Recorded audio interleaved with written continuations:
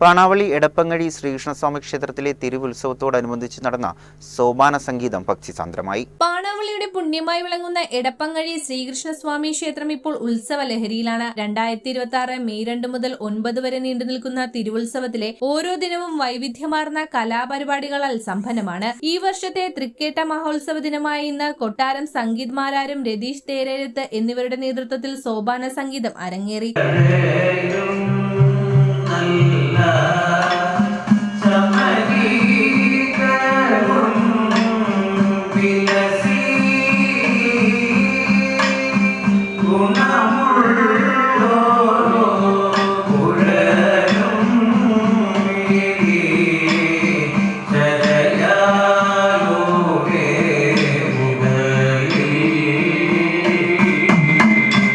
സോപാന സംഗീതത്തിന് പിന്നാലെ തൃച്ചാട്ടുകുളം അനൂപ് മാരാരുടെ നേതൃത്വത്തിൽ മേജർ സെറ്റ് പഞ്ചവാദ്യവും ഉണ്ടായിരുന്നു.